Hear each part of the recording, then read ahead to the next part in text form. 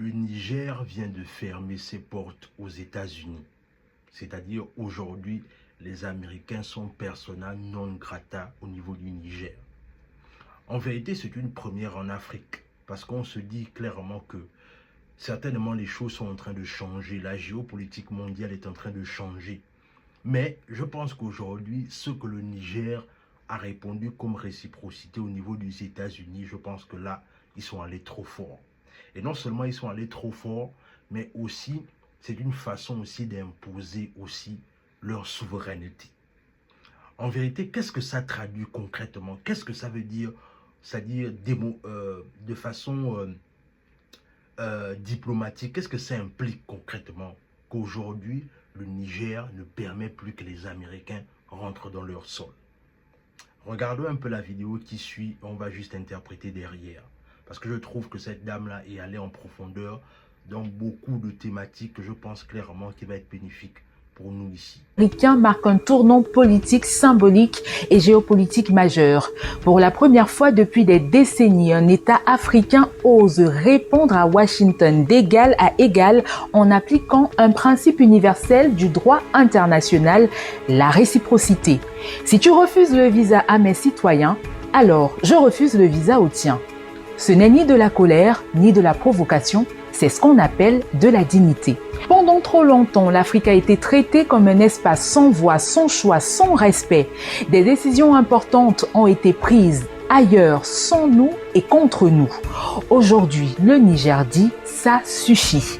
Soyons clairs, le refus de visa imposé par les États-Unis au Niger n'a rien de technique.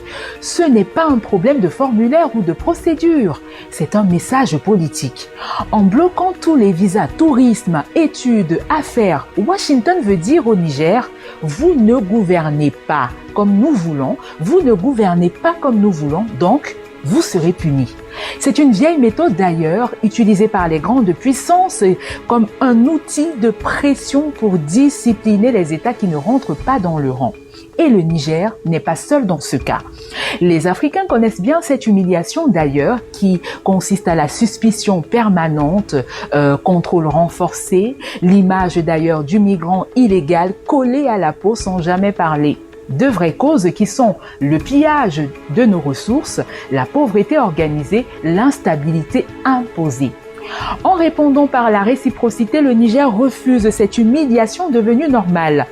La réciprocité, ce n'est pas fermer les frontières, contrairement à ce que certains médias occidentaux veulent faire croire, le Niger ne se ferme pas au monde. Il applique une règle simple et juste, pas de visa pour nous, pas de visa pour vous. C'est ça la souveraineté. En réalité, ce que les États-Unis reprochent au Niger, ce n'est pas une histoire de visa, c'est surtout le refus des bases militaires américaines sur son territoire, la fin de la dépendance sécuritaire, mais surtout le refus de recevoir des ordres, le choix d'ailleurs de s'unir avec d'autres pays du Sahel dans l'Alliance des États du Sahel, en abrégé AES. C'est ce choix d'indépendance qui dérange d'ailleurs les États-Unis. Le Niger ne doit pas rester seul. La vraie question aujourd'hui est simple. Le Niger doit-il affronter seul cette pression? La réponse panafricaniste est claire. Non. Les sanctions et les restrictions américaines ne visent pas seulement le Niger. Elles visent tout le Sahel qui a décidé de sortir de l'ancien système. Même si les mesures semblent individuelles, le Mali, le Burkina Faso et le Niger sont visés ensemble. C'est pourquoi l'AES doit répondre ensemble. De ce fait, une réaction collective serait un message fort envoyé au monde. Une preuve d'ailleurs d'unité africaine, une rupture avec le chacun pour soi qui a toujours aussi longtemps affaibli l'Afrique et un front commun sur les visas d'ailleurs, la diplomatie et la mobilité seraient un acte fondateur de souveraineté régionale. Il convient d'ailleurs de s'interroger ce que recherchent vraiment les États-Unis. Dans cette affaire, il faut regarder plus loin. La politique de Donald Trump et plus largement les États-Unis n'est pas basée sur des valeurs, mais sur le rapport de force. Je vous explique tout. Donald Trump, fidèle à sa vision transactionnelle du monde, ne cherche ni la démocratie ni la stabilité régionale. Détrompez-vous. Il cherche l'accès, le contrôle et l'influence.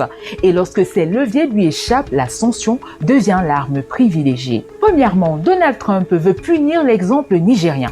Eh bien, le Niger a osé chasser les soldats américains, refuser l'ingérence, décider seul de son avenir. Washington veut empêcher d'autres pays africains de suivre cet exemple. Deuxièmement, Donald Trump veut garder la main sur les richesses africaines. Le Niger n'est pas pauvre, il est appauvri. D'ailleurs, son sous-sol est riche en uranium, qui est une ressource clé pour le nucléaire, civil et militaire. Il est également riche en or, en métaux de transition tels que le cuivre et le lithium, en minerais stratégiques et en ressources clés pour l'énergie mondiale.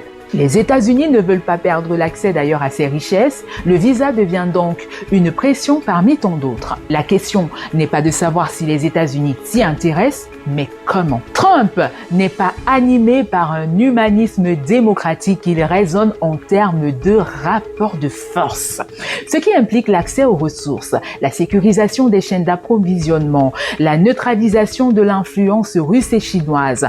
Vous devez d'ailleurs savoir que dans l'esprit de Washington, l'Afrique ne doit pas devenir autonome, multipolaire et stratégiquement indépendante. Le Niger, en affirmant sa souveraineté, devient donc un mauvais élève à sanctionner.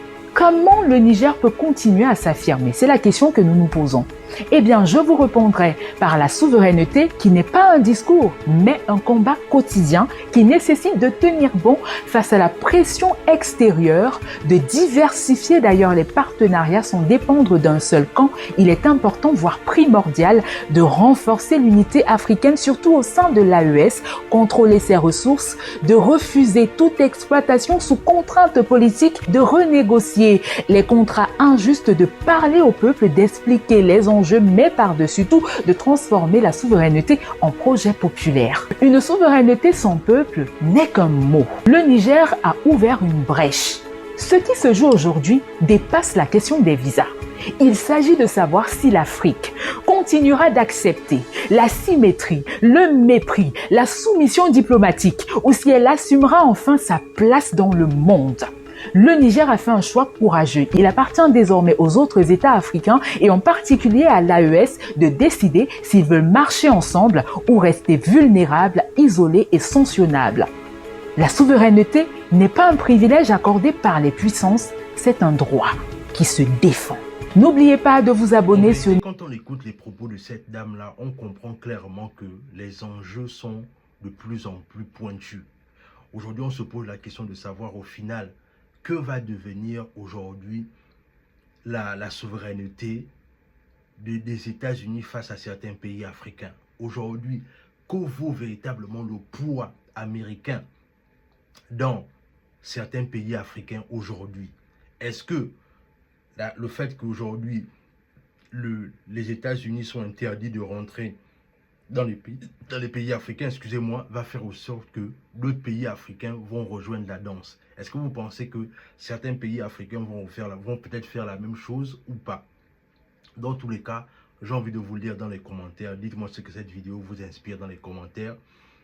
Dites-moi ce que vous en pensez, parce que je pense clairement que on est en train d'atteindre un moment historique dans l'histoire de l'Afrique. Franchement, le fait que le Niger a imposé leurs droits comme ça de façon frontale et radicale, franchement, ça fait réfléchir.